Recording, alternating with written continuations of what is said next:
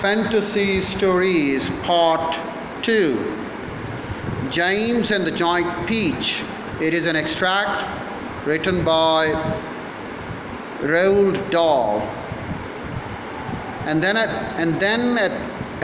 all at once little shivers of excitement and started running over the skin on James' back. Something else, he told himself, something stranger than ever this time is about to happen to me again soon. He was sure of it. He could feel it coming. He looked around him, wondering what on earth it was going to be. The garden lay soft and silver in the moonlight. The grass was wet with dew, and a million dewdrops were sparkling and twinkling like diamonds around his feet. And now suddenly the whole place, the whole garden seemed to be alive with magic.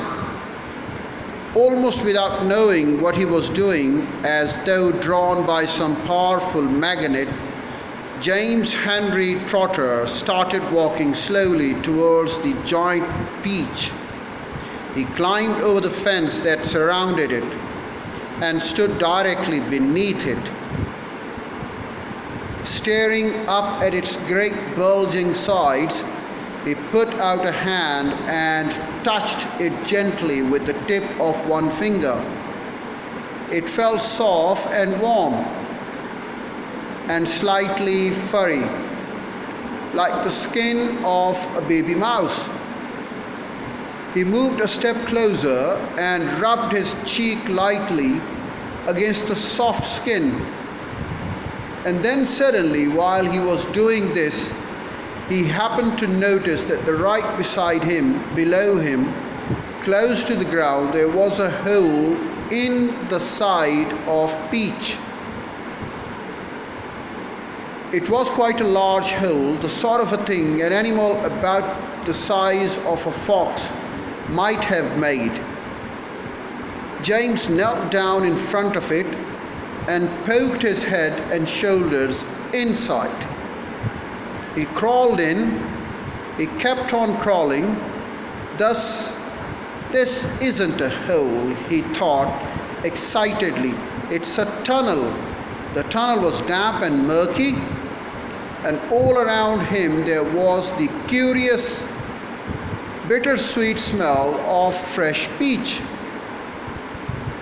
The floor was so soggy under his knees that the walls were wet and sticky, and peach juice was dripping from the ceiling. James opened his mouth and caught some of it on his tongue. It tasted delicious. He was crawling uphill now, as though the tunnel were leading straight towards the very center of the gigantic fruit. Every few seconds he paused and took a bite out of the wall. The peach flesh was sweet and juicy and marvelously refreshing. He crawled on for several more yards, and then suddenly, bang, the top of his head bumped into something extremely hard, blocking his way. He glanced up in front of him. There was a solid wall that seemed at first as though it were made of wood.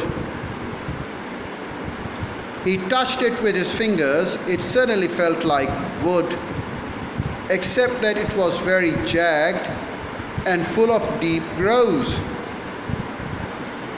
Good heavens, he said, I know what this is.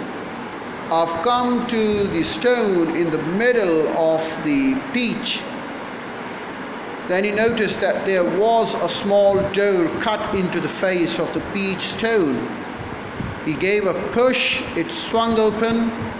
He crawled through it, and before he had time to glance up and see where he was, he heard a voice saying, "Look, who's here?" And another one said, "We've been waiting for you." James stopped and stared at the speakers, his face white with horror.